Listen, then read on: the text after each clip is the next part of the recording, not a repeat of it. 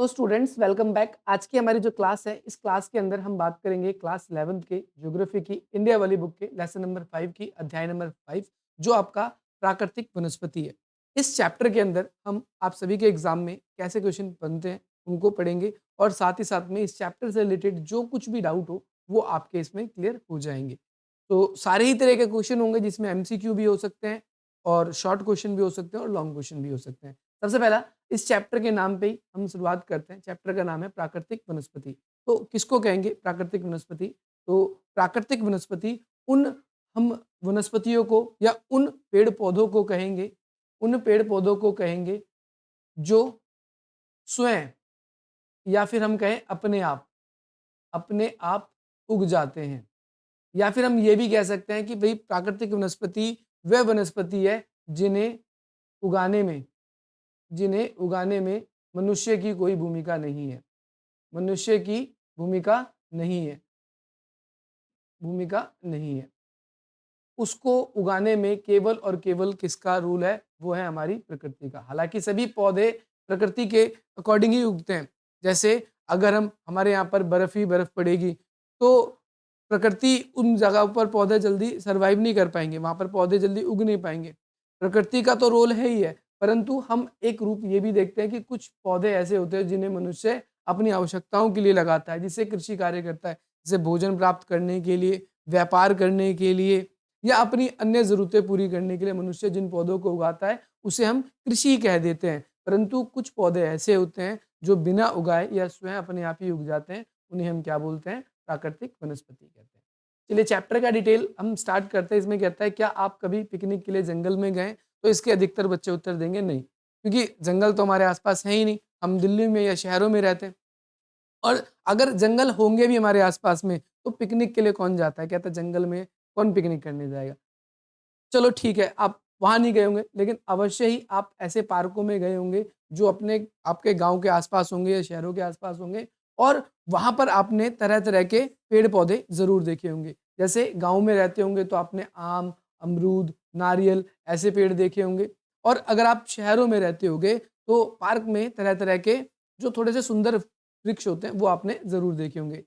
आप प्रकृति और मानव द्वारा रोपित वनस्पति में कैसे अंतर करेंगे? सबसे पहली बात तो जो मानव द्वारा रोपित वनस्पति होती है, वो एक कह सकते हैं हम कतार में उगते हैं या फिर हम उसको श्रेणीबद्ध कर देते हैं। जैसे अमरूद के हैं तो अमरूद के, फूल के पौधे हैं तो फूल के या फिर जो भी पौधे की वैरायटी है हम उसके अकॉर्डिंग उसको बाँट देते हैं।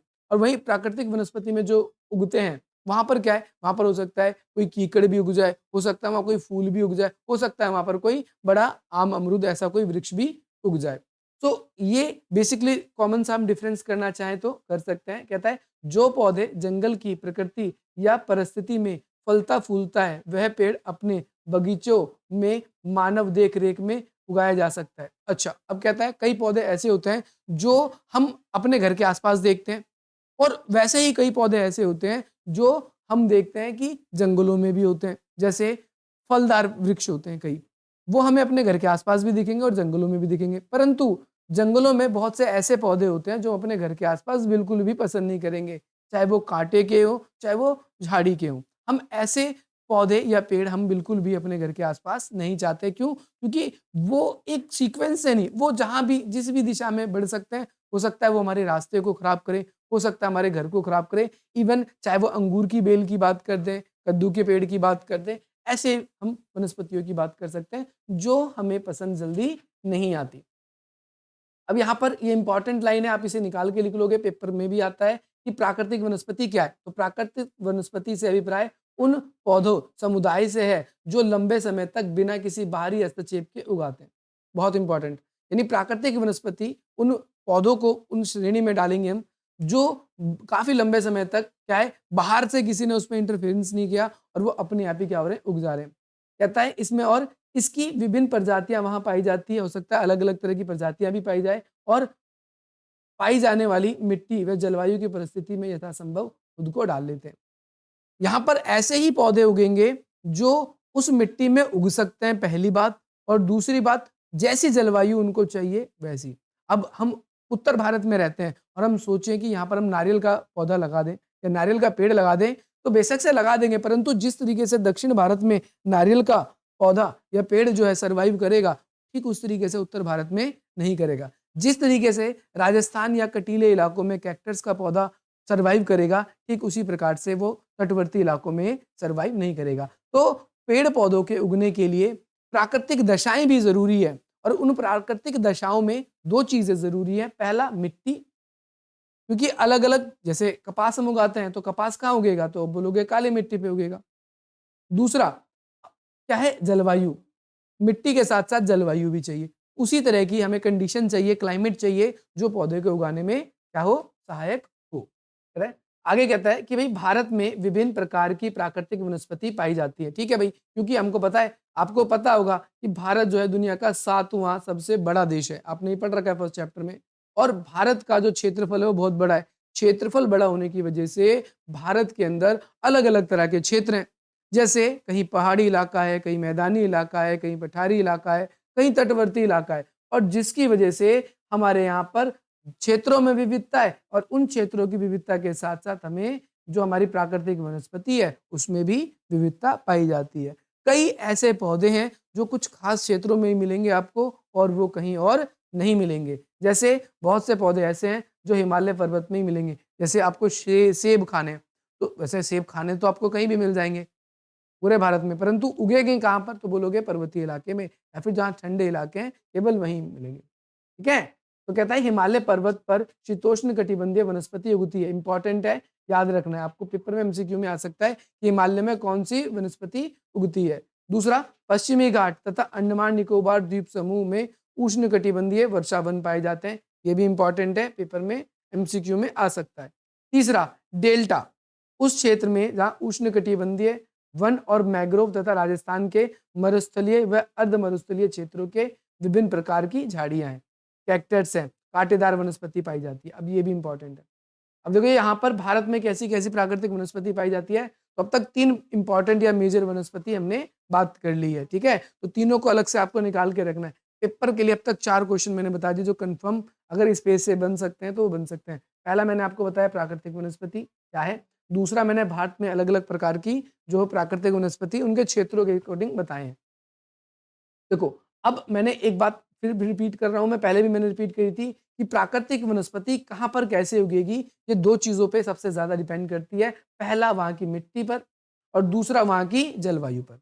ये 2 चीज़ भारत के अंदर प्राकृतिक वनस्पति को क्या करेगी? प्रभावित करेगी। आपसे पेपर में वे भी क्वेश्चन आ सकता है कि ये कौन से फैक्टर ज़िम्मेदार हैं, जो भारत की प्राकृतिक वनस्पति को प्रभावित करेंगे? तो आप बोलोगे मिट्टी और दूसरा जलवायु। बताइए, किसी बच्चों को कोई दिक्कत? आगे कहता है कि प्रमुख वनस्पति प्रकार जलवायु परिस्थिति के आधार पर भारत में वनों को निम्न प्रकार से बांटा जा सकता है। अब देखो, भारत के अंदर वन का मतलब है जंगल। वन का मतलब क्या है बेटा? जंगल।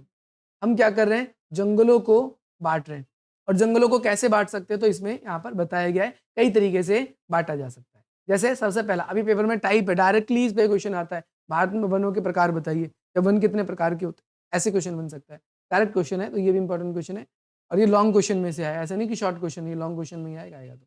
तो उष्णकटिबंधीय सदाबहार व अर्ध सदाबहार वन, पहला टाइप तो आपका ये आ गया। दूसरे नंबर पे देखो, कंफर्म क्वेश्चन है, यहाँ से बनेगा ही बनेगा, एक के बारे में पूछे या पांचों के बारे में पूछे। दूसरे नंबर पे आपका आता है उष्णकटिबंधीय पर्णपाती वन। तीसरे नंबर पे आता है उष्णकटिबंधीय कांटेदार वन। चौथे नंबर पे आता है पर्वतीय वन और पांचवें नंबर पे आता है आपका वेलांचली, है ना, व अनूप वन।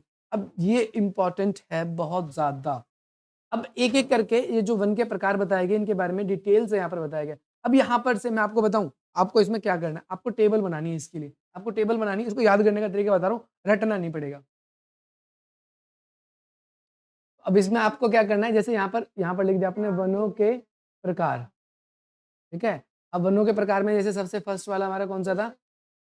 Very good. इसमें जैसे लिखा हुआ है उष्णकटिबंधीय सदाबहार एवं अर्धसदाबहार। आपने ये पहले नंबर पे लिख दिया, मान के चलो ये। अब इसमें जैसे कितना तापमान होता है, आप ऐसे करोगे तो इसमें कह रहा है कि भई तापमान दे रहा है, औसतन तापमान 22 डिग्री सेल्सियस। हम यहाँ पे लिख देंगे औसतन तापमान कितना होता है? 22 डिग्री सेल्सियस लिख दिया। हाँ, आपको याद करने के लिए बता रहा हूँ, पेपर में तो लिख ही दोगे। पेपर में तो उतना लिखोगे, याद करने के लिए बता रहा हूँ। वर्षा कितनी होती है? 200 सेंटीमीटर। यहाँ आपने वर्षा लिख दिया 200। ये आपका ईज़ी पड़ेगा, किन क्षेत्रों में पाया जाता है? तो क्षेत्र यहाँ पर आपको दे देगा, ये दे दिया ना, ये कह रहा है अंडमान निकोबार पश्चिमी घाट पर, वेरी गुड, ठीक है? ये आप यहाँ पर लिख दो। क्षेत्र में से आपने लिख दिया पश्चिमी घाट, पश्चिमी घाट, इसके साथ-साथ आपने लिख दिया अंडमान, ठीक है? या उत्तर-पूर्व जो भी लिखना है आपको लिख दिया। अब वृक्ष के नाम यहाँ पर लिख दिया आपने इसी तरीके से। वृक्ष की लंबाई कितनी होती है आप लिखना चाहो तो ये भी लिख सकते हो। अब इसे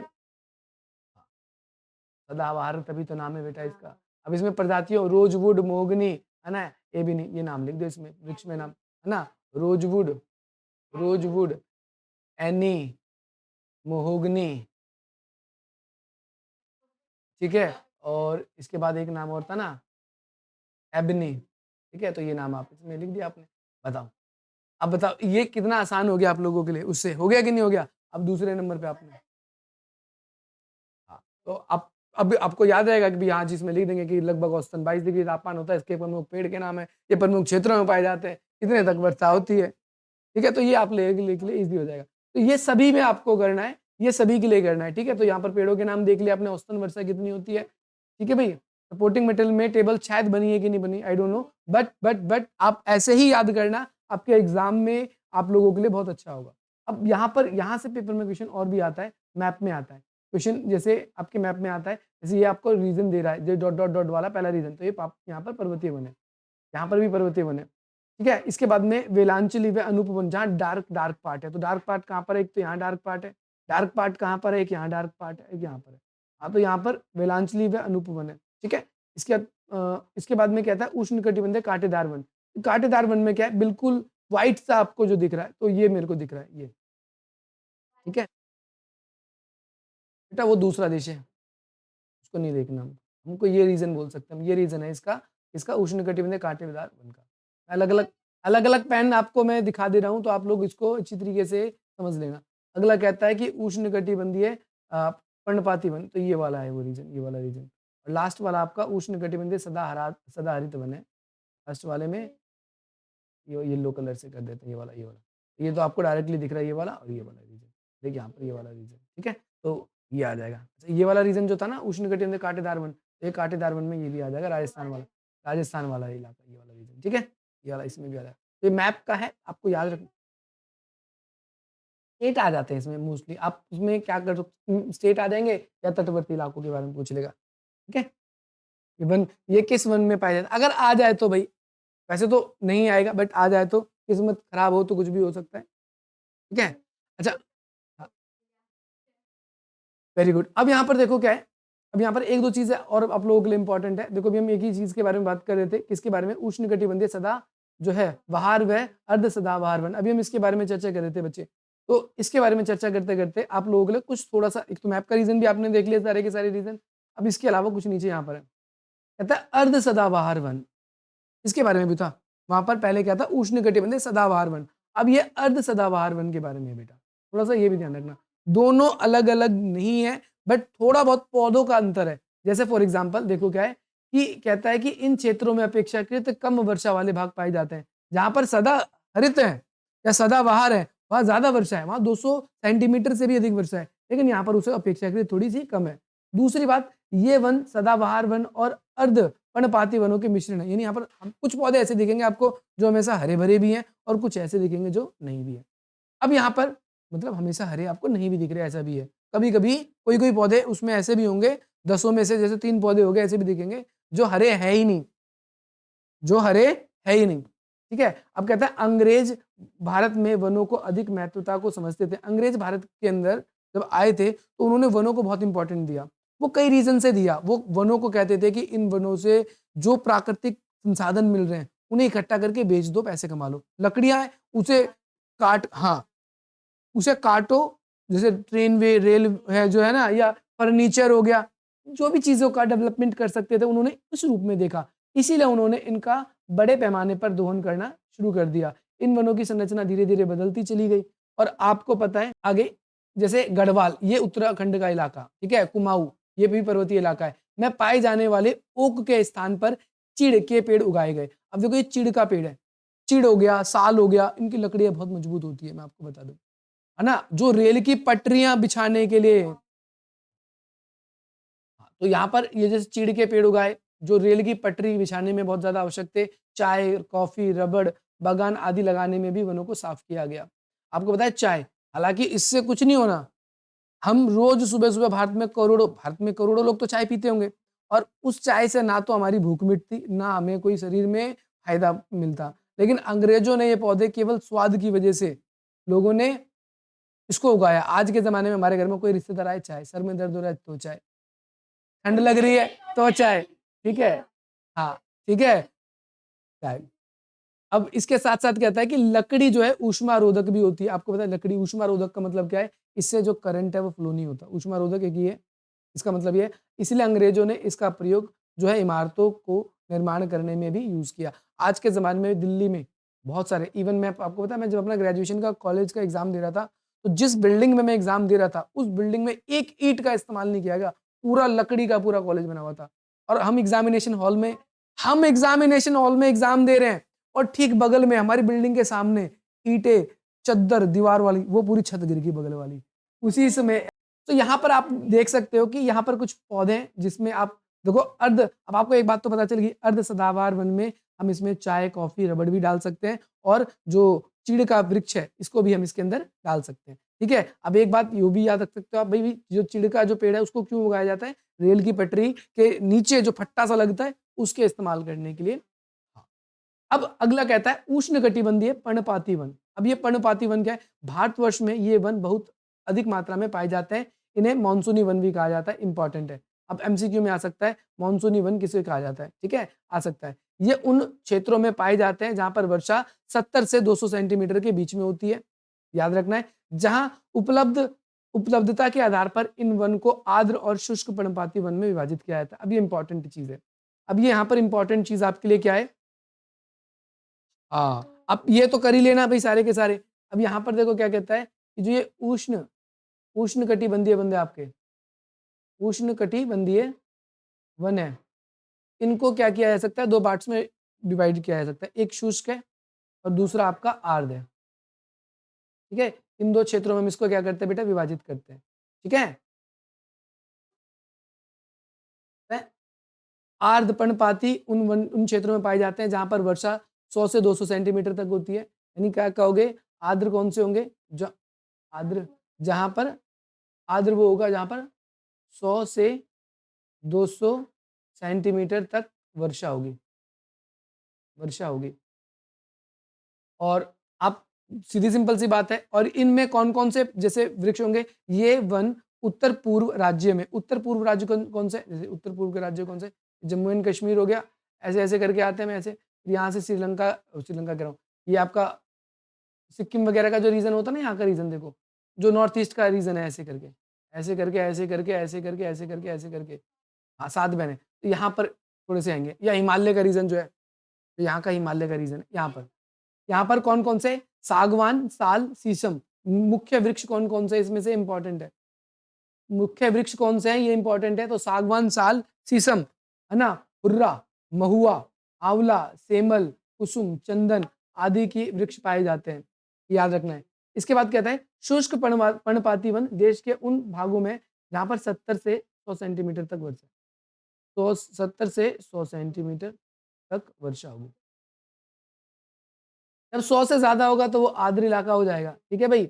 और यहाँ पर कौन-कौन से वन है और कौन-कौन से क्षेत्र इनमें देखो कम वर्षा है, कम वर्षा यानी ऐसे पौधे उगेंगे जो कम पानी की आवश्यकता होती है तो कांटेदार, वेरी गुड।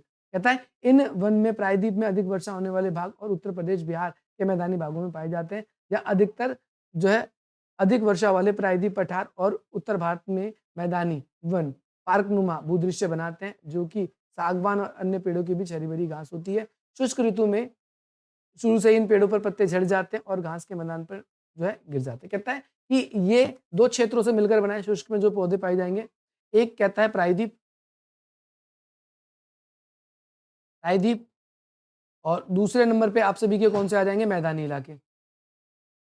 और इसमें भी मैदानी इलाकों में भी वो पौधे पाए जाएँगे जो क्या है कि पतझड़ के टाइम पे अपने पत्ते गिरा देते हैं। ठीक है भई? अब यहाँ पर इन वनों में पाए जाने वाले कौन-कौन से आपके जो पेड़ हैं जैसे बेल हो गया, खैर हो गया आपका अक्सवुड हो गया, अमलतास हो गया, अमलतास का पौधा आपने लेवेंडर टॉप आपने पढ़ा ही है। इसके अलावा आपका पलास हो गया, तेंदू हो गया, ये कुछ आपके पेड़ पाए जाते हैं। इसके अलावा कांटेदार थे तो राजस्थान का नाम भूल नहीं सकते, कैक्टस भूल नहीं सकते हम, ठीक है? तो ये याद रखते हैं। यहाँ पर क्या है कि काफ़ी विरल जलवायु है, कम वर्षा होती है, इसीलिए वहाँ पर क्या है कम पौधे उग पाते हैं। अब कहता है वो इलाके जो उष्ण कटिबंध में आते हैं लेकिन कांटेदार वन, अब कांटेदार वन की कैटेगरी ही पूरी आएगी। तो सीधी-सी बात है कांटेदार वन या उष्ण कटिबंधीय है, जहाँ पर वर्षा जो है 50 सेंटीमीटर से भी कम होती है। ये उन भागों में पाए जाते हैं उष्ण कटिबंधीय कांटेदार वन। इन वनों में कई प्रकार के घास, झाड़ियाँ शामिल हैं, जो कि दक्षिण-पश्चिम पंजाब, हरियाणा, राजस्थान, गुजरात, मध्य प्रदेश, उत्तर प्रदेश और ऐसे इलाके जो थोड़े से गर्म इलाके रहते हैं, शुष्क इलाके रहते हैं, उनमें पाए जाते हैं। कहता है इन वनों में पौधे लगभग पूरे वर्ष जो है पर्णरहित रहते हैं और झाड़ियाँ जैसे लगते हैं, झाड़ी जैसे रहते हैं। अब क्या-क्या होते हैं? बबूल, बेर, खजूर, खैर, नीम, खेजड़ी, पलास ये पौधे पाए जाते हैं और वृक्षों के नीचे लगभग 2 मीटर लंबी घासें उग जाती हैं। घासों के गुच्छे से जो होते हैं, वो क्या होते हैं? उग जाते हैं। देखो यहाँ पर बहुत अच्छे तरीके से एग्जाम्पल दिखाया गया है। हम अपने उत्तर भारत में दिल्ली के आसपास भी ऐसे पेड़, वृक्ष बड़ी आसानी से देख सकते हैं। अगला हमारा आ जाता है पर्वतीय वन।